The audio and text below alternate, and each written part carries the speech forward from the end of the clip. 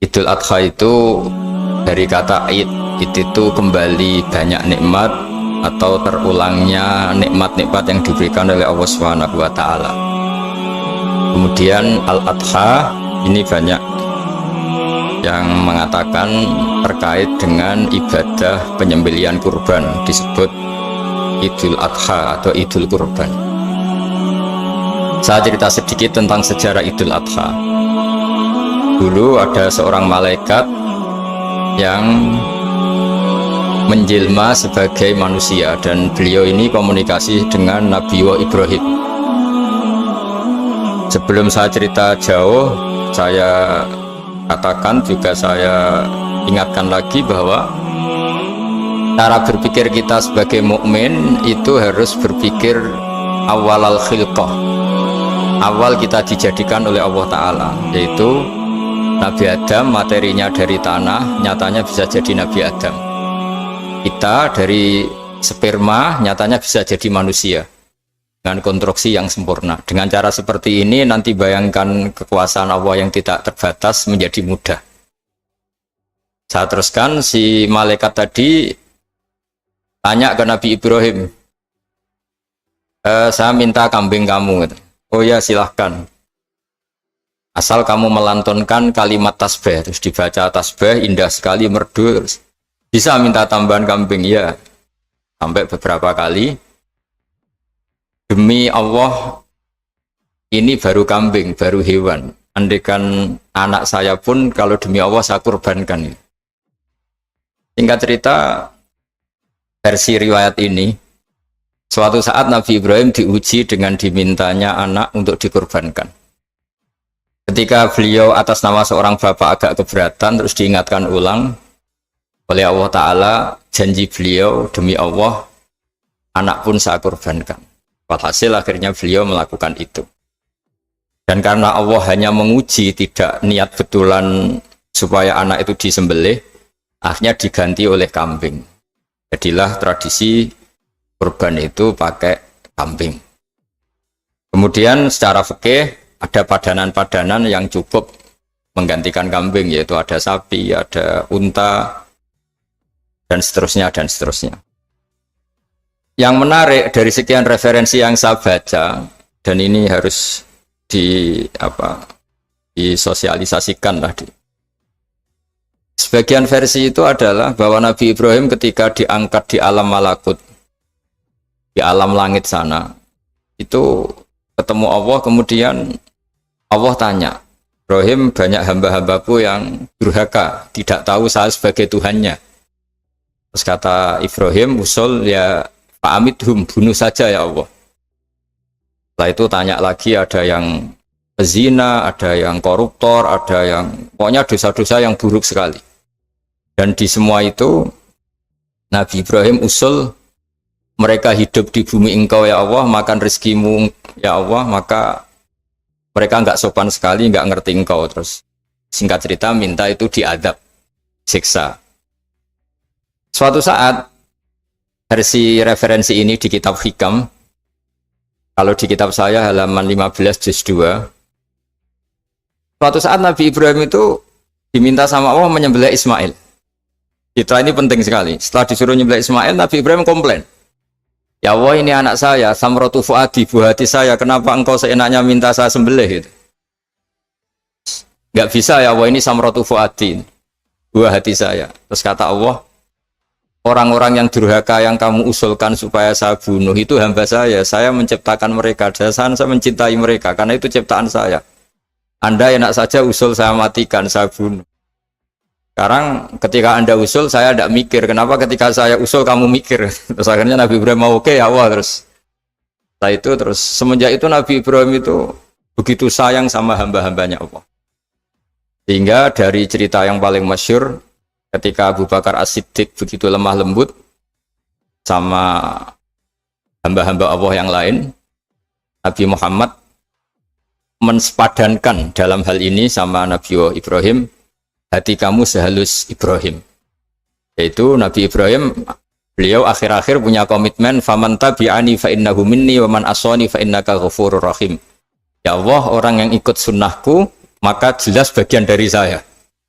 Dan yang sedang durhaka, waman asoni, saya harapkan fa innaka ghafurur rahim, engkau maha pengampun, maha penyayang.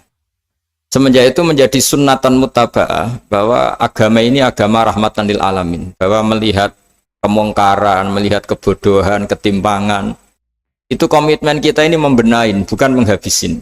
Melihat kesalahan, komitmen kita ini in uridu ilal islaha mastata'tu. Komitmen kita ini ingin lebih baik, bukan mengacaukan dunia ini.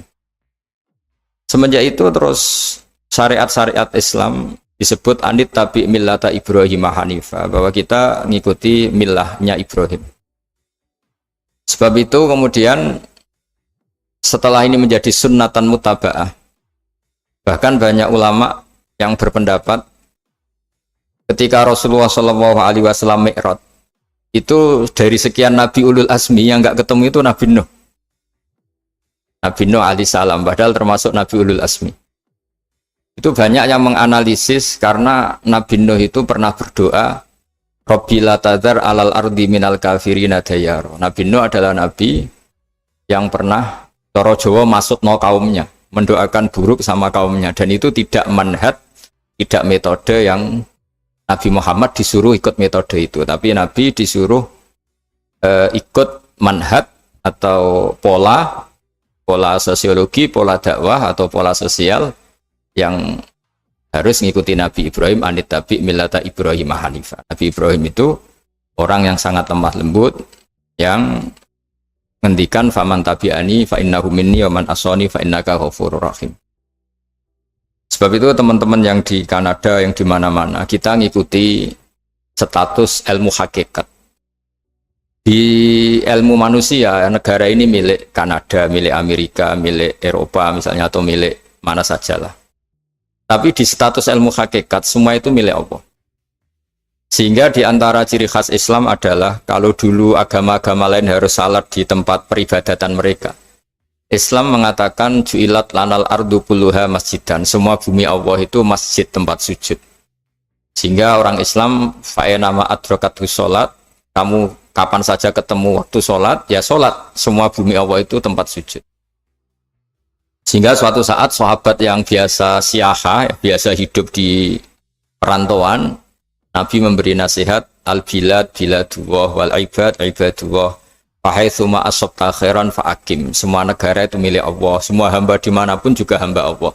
Kamu di mana saja mendapatkan kebaikan, ya silahkan berdomisili di situ. Saya pernah di Korea, itu asik karena itu yang orang-orang katanya teman-teman, saya ini di rumah itu nggak kiai, Gus. Sering di sawah, sering di Tegal. Gara-gara di Korea jadi mufti gitu. Karena nggak ada kiainya gitu. Jadi orang-orang yang nggak jadi kiai di Jawa, mungkin kalau di luar Jawa atau di luar Indonesia malah jadi kiai gitu. Artinya gini, pentingnya jadi kiai bukan menjadi gagah, itu enggak, tapi begini. Dulu bawaannya rakyat itu kan kalau ke masjid komplain, ada masjid bocor, kayak ada keran yang kurang baik. Tapi kalau sudah jadi kiai itu tahu rasanya. Betapa nata masjid itu susah, ngelola masjid itu susah, nyari imam itu juga susah, melanggengkan jamaah juga susah. Jadi pentingnya jadi kiai itu bukan gagah-gagahan jadi imam, tapi bertanggung jawab atas proses yang berjalan. Jika dulu di antara nasihat bapak saya, bapak itu termasuk orang yang nggak suka sama orang tawadhu, orang yang sopan. Dulu saya juga iskal itu janggal. Kata bapak, wong tawadhu itu apik, orang sopan itu baik. Tapi biasanya itu cara orang menghindari tanggung jawab. Disuruh jadi kiai nggak mau. Tapi kalau ada kiai salah komplain itu. Disuruh jadi menteri nggak mau, kalau ada menteri salah komplain itu. Disuruh jadi apa nggak mau. Kesannya tawadhu, tapi sebenarnya hanya menghindari tanggung jawab. Disuruh pidato nggak mau, disuruh jadi MC nggak mau. Tapi kalau ada orang salah komplain itu. Jika kata bapak tawadhu itu baik, asal tawadhu betul itu. Tapi kebanyakan nggak, tawadhu itu menghindari tanggung jawab sambil cari salahnya orang lain. Nah ini yang tawadhu yang akhirnya kurang baik. Nah teruskan, jadi Nabi Ibrahim ini panutan yang luar biasa. Beliau adalah orang yang alami sekian proses sosial yang akhirnya diakui sebagai Khalilur Rahman, orang yang sangat dicintai Allah Ta'ala. Di antara sebab dicintainya Nabi Ibrahim adalah seperti yang dialami Nabi Adam. Nabi Adam ketika turun di bumi, itu keresahan pertama itu bukan karena kurang makanan atau kurang minuman, itu enggak. Beliau turun di bumi, mendapati bangsa yang lain, kalau dalam kitab disebut Banul Jan. Itu dia janggalnya Masya Allah. Ini orang makhluk-makhluk ini kok tidak kenal sama Allah yang menciptakannya. Kan aneh ya kalau kita hidup di Kanada terus nggak tahu PM-nya siapa, Perdana Menterinya siapa, kita hidup di Indonesia nggak tahu presidennya siapa. Itu kan aneh. Kita hidup di kampung nggak ngerti lurahnya siapa aja aneh. Ini hidup di buminya Allah kok nggak tahu Allah itu siapa. Nggak pernah menyebut Allah. Padahal harusnya yang paling dikenal pertama itu ya zat yang menciptakan kita, menciptakan langit bumi dan sebagainya. Sehingga beliau itu gerutu itu komplain. Ya Allah ini enggak fair dunia ini, engkau yang menciptakan, engkau yang memberi rezeki, kemudian mereka enggak kenal engkau. Ini kata Nabi Adam alaihissalam. Barokahnya komplain itu, jadi komplain itu yang diridhoi Allah juga banyak. Akhirnya Allah meridhoi Nabi Adam, dosa-dosanya, salahnya itu diampuni. Ya ukuran seorang Nabi, beliau dianggap salah itu diampuni, karena keresahan beliau itu takut Allah enggak dikenal. Nah, masjid yang di Kanada, di Montreal juga ketakutan kita ini jangan sampai orang Islam tidak punya tempat ibadah. Meskipun setelah punya tempat ibadah, ketakutan kita jangan-jangan ibadahnya tidak sesuai sunnah Rasul. Setelah sesuai sunnah Rasul kita takut lagi, jangan-jangan memaksa sesuai tapi karena ingin benar. Dan setelah ingin benar, takutnya secara tasawuf ngimani kebenaran itu, bukan ngimani rahmatnya Allah tapi ngimani kebenaran itu. Akhirnya jadi ujub. Ujub itu bangga amal diterima karena kebaikannya, bukan karena fadlnya Allah, karena anugerah. Nah ketakutan-ketakutan ini khas orang soleh. Orang soleh itu kalau nggak sholat takut. Setelah sholat takut nggak sesuai syarat rukun. Setelah sesuai semua takut iktimat alal amal. Membanggakan kebenaran. Tapi bukan membanggakan luasnya rahmatnya Allah Ta'ala. Sehingga di luar ilmu fikih ada ilmu namanya ilmu tasawuf. Ilmu yang mengelola hati. Jadi ibarat orang itu kalau yang paling masyhur dalam cerita-cerita orang sufi, ada orang sudah masuk surga karena tidak pernah dosa sama sekali. Ini cerita-cerita yang melegenda di dunia tasawuf. Tanya Allah, kenapa kamu masuk surga? Karena saya taat terus ya Allah, nggak pernah maksiat sama engkau. Berapa lama kamu hidup di dunia? 80 tahun. Ya sudah, karena taat kamu 80 tahun, ya surga kamu 80 tahun. Ya komplain, ya Allah katanya surga selamanya. Kenapa ini hanya 80 tahun? Yang selamanya itu rahmat saya. Kalau amal kamu kan terbatas 80 tahun, maka balasannya hanya 80 tahun. Nah semenjak itu beliau sadar, oh ya Allah, masuk surga itu fadlmu, anugerahmu, amal saya tidak ada bandingannya dengan surgamu. Nah ini jadi sehingga keyakinan ahli sunnah wal jamaah diantara ciri khasnya adalah masuk surga itu karena fadlnya Allah, karena anugerahnya Allah. Maksudnya itu oke, kita amal, tapi amal kita tetap terbatas. Tidak memberi kontribusi pada kerajaan Allah, pada kedikjayaan Allah sebagai Tuhan.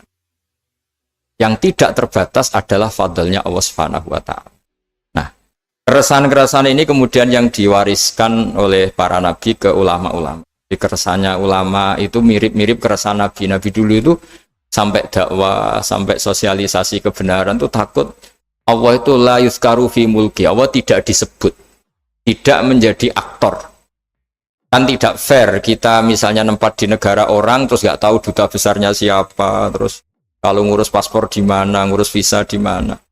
Ini sama, kita hambanya Allah tapi nggak pernah ngurus status kehambaannya. Harusnya kita ngurus status kehambaan kita dengan sholat, berarti kehambaan kita hidup. Dan baca tasbih berarti kehambaan kita hidup. Makanya dalam sebuah ayat disebutkan masuk surga itu gampang, yang susah itu kamu masuk status kehambaan itu. Makanya disebut ya aja Tuhan nafsul mutmainnah irji'i ila rabbiki radiyatan mardiyah. Pertama apa? Fadkhuli fi ibadi. Kamu harus masuk status sebagai hambaku dulu. Baru wadkhuli jannati, baru kamu baru masuk surga. Jadi orang boleh nikmati fasilitas negara lain kalau visa paspornya disahkan. Orang boleh masuk surga kalau status kehambaannya disahkan oleh Allah Subhanahu wa Ta'ala. Nah, lalu status kehambaan itu dimulai dari mana? Secara fisik kita sujud. Anggota tubuh yang begitu terhormat, namanya kepala, kita tundukkan kepada Allah Ta'ala. Hati kita, akal kita yang ingin menguasai dunia misalnya, ambisi itu kita kalahkan untuk hanya tunduk kepada aturan-aturan Allah Subhanahu wa Ta'ala. Kekhawatiran kita akan menghadapi alam akhirat, nah ini yang penting. Nanti setelah kita mati kayak apa, jadi debu, jadi tanah, lalu bangkit kita gimana? Sebagaimana mukadimah saya, ingatlah an-nas'atil ula. Ingatlah penciptaan pertama, bahwa Allah punya reputasi menciptakan Nabi Adam dari tanah, dan di tubuh Nabi Adam itu tersimpan calon generasi berikutnya ila yaumil qiyamah. Kayak apa susahnya bikin Nabi Adam kalau andikan kita boleh berpikir. Bikin satu master manusia yang akan melahirkan manusia seluruh dunia. Ibaratnya chipnya itu sudah ada di punggung Nabi Adam. Dan itu materinya dari tanah. Dengan berpikir gitu, maka ketika kita meninggal, sudah jadi tanah, kembali lagi jadi manusia adalah hal yang mudah. Karena Allah punya reputasi menciptakan manusia super, yaitu Nabi Adam dari tanah. Jika setiap kali kita iskal janggal terhadap kekuasaan Allah, kata Allah Ta'ala, Qul yuhyihalladzi ansha'aha awwala marrah. Kalau kamu janggal terhadap kemampuan saya, kemampuan kami menghidupkan tulang belulang yang sudah rapuh, sudah hancur, maka ingatlah reputasi saya, kata Allah, reputasi kami menciptakan Adam dari tanah. Ya, para nabi itu, ini semoga teman-teman yang di Kanaja masih ingat betul iman yang dilatih para guru kita di Jawa, di Indonesia. Para nabi itu saking imannya sama Allah, itu tidak ada, sampai kasarnya itu nggak tahu bedanya antara hal itu masuk akal maupun tidak. Saya beri contoh begini, kalau dalam ilmu tauhid, dan ini harus kita latih terus sampai ketemu Allah Ta'ala. Ketika telur jadi ayam, itu sebetulnya itu kita juga tidak ikut mampu bikin telur jadi ayam. Tapi berhubung sering terjadi, kita bilang telur jadi ayam itu mungkin. Mungkin itu ya mungkin sering terjadi. Padahal sering terjadi ini juga tidak yang jenis kita ikut berkontribusi. Lalu ketika sering terjadi ini kita bilang itu mungkin. Padahal saat kita bilang mungkin, juga hakikatnya kita tidak ikut menciptakan telur menjadi ayam. Lalu karena seringnya telur jadi ayam, kita bilang telur jadi ayam itu mungkin. Mungkin itu gak muhal. Begitu juga bebijian, nanti jadi pohon besar yang rindang, yang berbuah, kita katakan mungkin. Kenapa kita katakan mungkin? Karena itu sering terjadi. Toh kita pun tidak ikut menciptakan biji jadi pohon besar, telur jadi ayam. Artinya apa? Zaman sesuatu itu sering terjadi, kita pun sebetulnya tidak pernah ikut menciptakan. Hanya menyaksikan sering, terus kita bilang itu mungkin. Tapi kita tidak memberi kontribusi sama sekali. Semua itu karena kudrohnya Allah, kemampuan Allah. Lalu ketika ada orang yang bilang, batu ini bisa melahirkan onta. Kita bilang muhal, batu itu tidak mungkin melahirkan unta. Tapi kalau seorang nabi itu nggak tahu bedanya antara batu melahirkan unta dengan indukan unta melahirkan unta. Karena nabi-nabi itu makomnya sudah sangat tinggi. Ketika unta induk melahirkan unta juga tidak atas kemampuan unta induk. Unta induk tidak punya kemampuan menciptakan unta. Juga karena kudrohnya Allah Ta'ala. Jika kalau batu mengeluarkan unta juga mungkin kalau Allah menghendaki. Hingga ketika Nabi Soleh diminta kaumnya, apa bukti engkau Nabi? Tunjukkan ayat kalau engkau Nabi. Yang kamu minta apa? Seekor unta keluar dari batu besar ini. Nabi Soleh dengan entengnya berdoa sama Allah dan keluarlah unta keluar dari batu. Nah itu makom yang paling tinggi. Makom paling tinggi itu kita mendudukkan Allah sebagai zat yang tidak terbatas kudrohnya. Hingga para Nabi itu terus punya mukjizat. Nah, mukjizat itu mengingatkan ulang bahwa Allah itu tidak terbatas kemampuannya. Bagaimana unta keluar dari batu besar zaman Nabi Soleh, zaman Nabi Muhammad air keluar dari jemarinya Rasulullah SAW, Nabi Ibrahim dibakar tidak mempan, tetap sehat, tetap bugar. Karena semua ini sebagai bukti bahwa kudrohnya Allah tidak terbatas. Nah, iman-iman seperti ini harus kita jaga. Apapun rasionalitas kita, dan meskipun kita selalu rasional, tetap menyisakan iman bahwa kudroh Allah itu tidak terbatas. Sehingga ketika ada cerita kematian orang soleh itu ditangisi langit dan bumi, kita tidak usah iskal, tidak usah janggal. Masa bumi bisa menangis? Karena kita yang sekarang bisa nangis adalah materinya dari tanah, materinya dari bumi. Terus iman ini kita jaga sehingga kalau kita yasinan, masih ingat, Allah kalau mengingatkan kudrohnya yang tidak terbatas, manusia disuruh ingat, Qul yuhyihalladzi ansha'aha awwala marrah. Kamu harus ingat bahwa Allah itu yang menghidupkan kamu, menghidupkan semuanya ketika kamu belum menjadi seperti ini. Jadi intinya itu kita ingat meskipun telur itu lazim jadi ayam, tetap tidak karena kudrohnya ayam itu, tapi karena kudrohnya Allah.